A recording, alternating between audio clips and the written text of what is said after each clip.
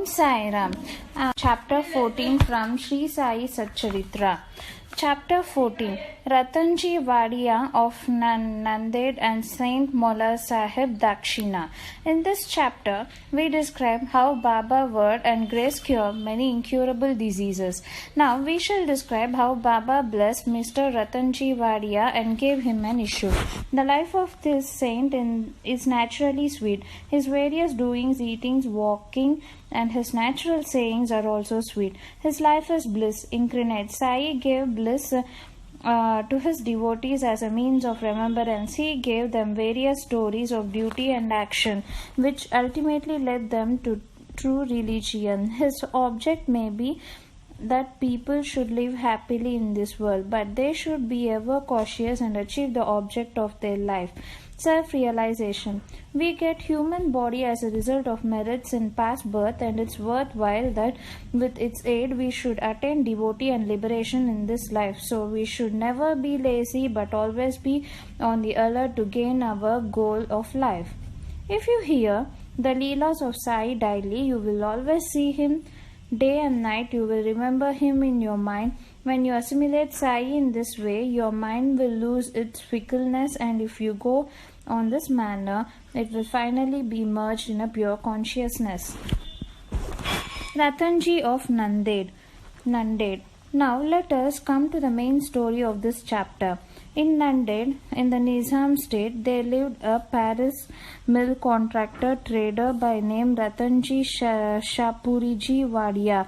He had assumed a large amount of money and has acquired fields and lands. He had cattle, horses, conveyance, and was very prosperous in all outward appearance. He looked very happy and content, but inwardly he was not so. Providentially, dispensation is such that no one in this world is completely happy and rich. Ratanji was no exception to this. He was liberal and charitable, gave food and clothing to the poor, and helped all in various ways. These people took him to be good and happy men, but Ratanji thought himself miserable, as he had no issue, male or female, for a long time, just a kirtana without love or devotion, song without rhythmical accompaniments, Brahmin without the sacred thread, proficiency in all arts without common sense, pilgrimage without repentance, and ornamentation. Without a necklace are a futile and useless, so is a householder without an issue. Ratanji always brooded on this matter and said in his mind, "Would God be ever pleased to grant me a son?" He thus looked morose and did not relish his food. Day and night he was enveloped with anxiety as to whether he would ever be blessed with a son. He had a great regard for Dasaganu Maharaj. He saw him and opened his heart before him. Dasaganu advised him to go to Shirdi, take Baba's darshan, fall at his feet and seek his blessings and pray for an issue. Ratanji liked the idea and decided to go to the Shirdi. After some days, he went to Shirdi, took Baba's darshan and fell at his feet. Then, opening a basket, he took out a beautiful garland of flowers and placed it around Baba's neck and offered him a basket of fruits. With reverence, he then sat near Baba and prayed to him, saying, "Many persons who find themselves in difficult situation come to you, and you relieve them immediately. Hearing this, I was anxiously sought your feet. Please do not disappoint me." Saibaba then asked him for dakshina of rupees 5, which Ratanji intended to give, but added that he had already received 3.14.0 from him, and that he should pay the balance only. Hearing this, Ratanji was rather puzzled. He could not make out as to what Baba meant. That was the first time he could not make out as to what Baba meant. That was the first time he thought that he had come to Shirdi, and how was it that Baba said that he had earlier got rupees 3.14 from him? He could not solve this riddle, but he sat at Baba's feet and gave the balance of the dakshina and asked for explanation to Baba fully, so to why he came and sought his help and prayed that Baba should bless him with a son. Baba was moved and told him not to worry, and that thence onwards his bad days had ended. He then gave him Udi, placed his hand on his head, and blessed him, saying that Allah would satisfy his heart desire. Then, after taking Baba's leave, Ratanji returned to Nanded and told Dasaganu everything that took place at Shirdi. He said that everything went on well there, that he got Baba's darshan and blessing with the prasad. But there was one thing which he could not understand. Baba said to him that he had got rupees 3.14 before. Please explain as to what Baba meant by this remark. He said to Dasaganu, I never went to Shirdi before, and how could I give him the sum to which Baba referred? To Dasaganu too it was a puzzle, and he thought much over it for a long time. Some time afterwards it struck him that Ratanji had received some days ago Mohammedan saint by name Molai Sahib in his house and had sent some money for his reception. This Molai Sahib was a well-known saint of Nanded and worked as a porter. When Ratanji decided to go to Shirdi, this Molai Sahib turned up to Ratanji's house. Ratanji knew him and loved him, so he gave a small party in this honor. Dasaganu got from Ratanji the memo of expenses of this reception, and everybody was wonderstruck to see the expenses amounted exactly rupees 3.14, nothing more or nothing less. They all came to know that Baba was omniscient, that though he lived in Shirdi, he knew what happened outside, far away from Shirdi. In fact, he knew the past, present and future and could identify himself with anybody. In this particular instance, how could he knew the reception given to Mullah Sahib and amounts spent therefore unless he could identify himself with him and be one with him? Ratanji was satisfied with this explanation, and his faith in the Baba was confirmed and increased. In due time, he was blessed with a son, and his joy knew no bounds.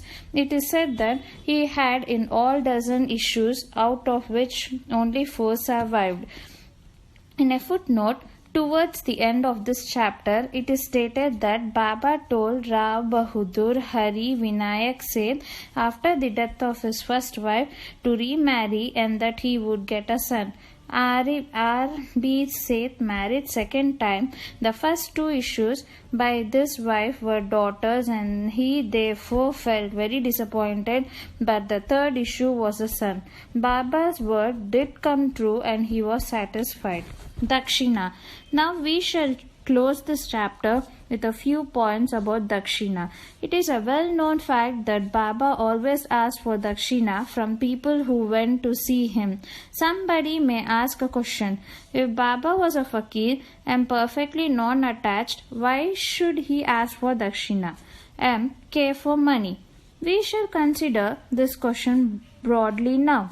First, for a long time, Baba did not take anything. He stored burnt matches and filled his pocket with them. He never asked anybody for anything, whether he be a devotee or otherwise. If anybody placed before him as a paisa or a 2, he purchased oil or tobacco. He was fond of tobacco. He always smoked a bidi or chilim. Then some person thought that they should not go to saints empty-handed and therefore placed some copper coins before Baba. If paisa was placed before him, he used to pocket it. If it was 2 paisa coin,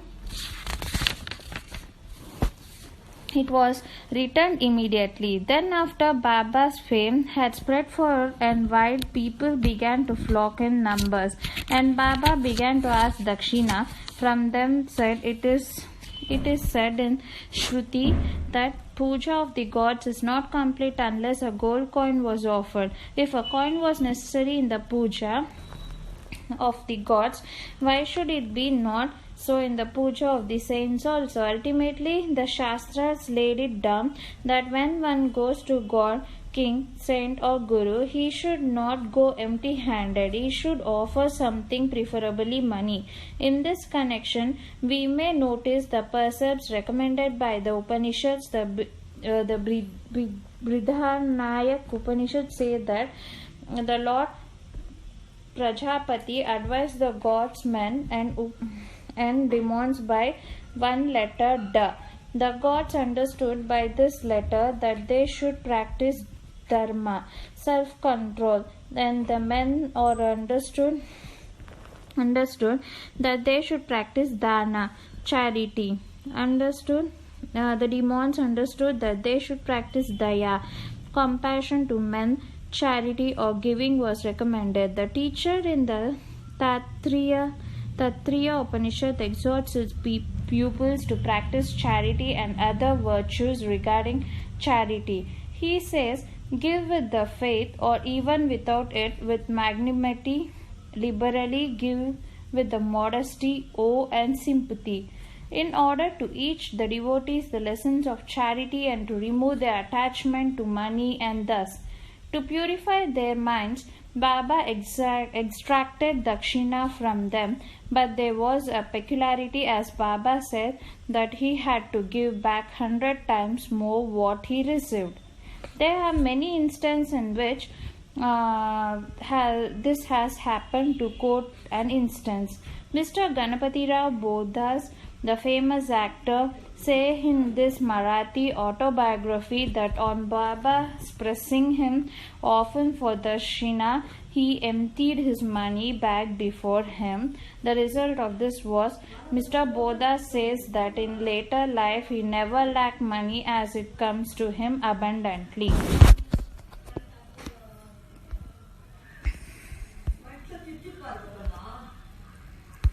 There was also secondary meaning of dakshina in many cases in which Baba did not want any pecuniary amount. To quote two instances, Baba asked Rs 15 as dakshina from Professor G.G. Narek, who replied it, he did not have any money. Then Baba said, I know you have no money, but you are reading Yoga Vashishta, give me dakshina from that.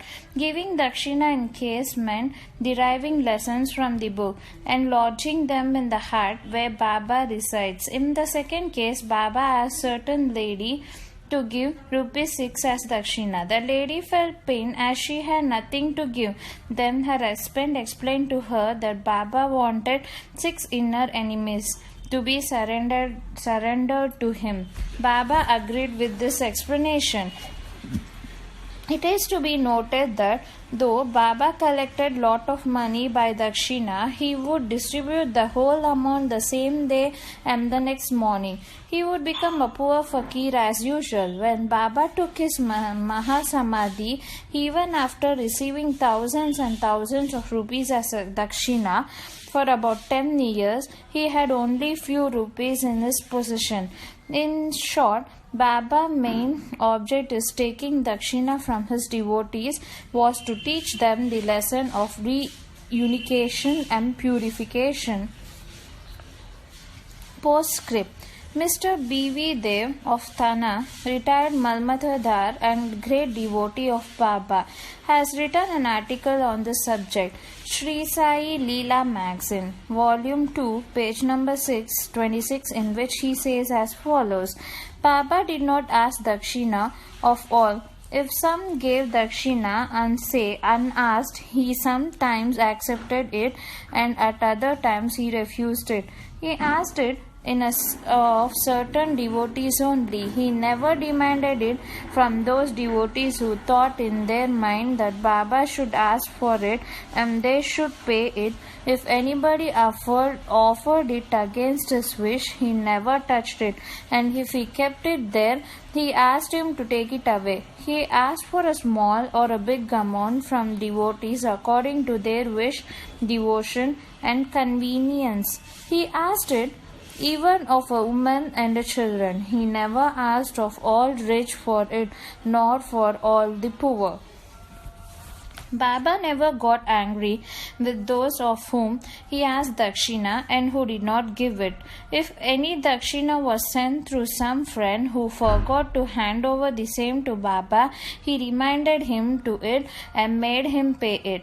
On some occasion, Baba used to return some money from the amount tendered as dakshina and ask the donor to guard it or keep it in his shrine of worship. This procedure benefited the donor or devotee immensely. If anybody offered more than he originally intended to give, he returned the extra amount.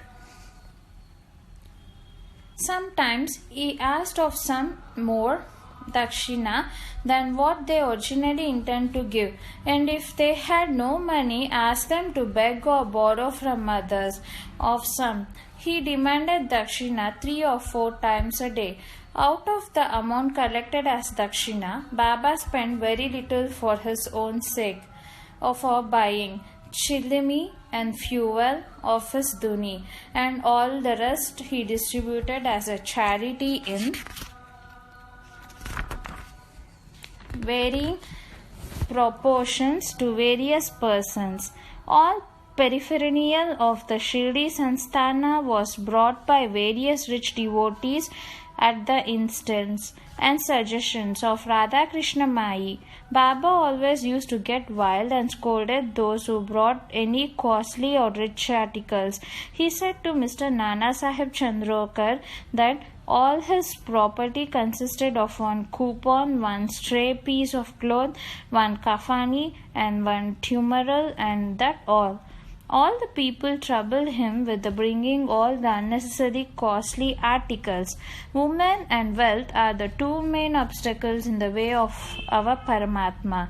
And Baba had provided in Shirdi 2 institutions, Dakshina and Radha Krishna Mai, for whenever they came to him, he demanded Dakshina from them and asked them to go to the school. If they stood these 2 tests well, if they showed that they were free from the attachment for the woman and wealth, their progress in spirituality was rapid, assured by Baba's grace and blessings.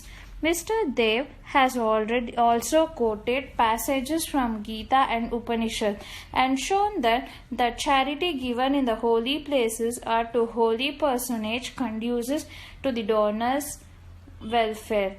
What is more holy than Shirdi and its presiding deity Saibaba? Both to Sri Sai, peace be to all. Thank you for giving me this opportunity. Sai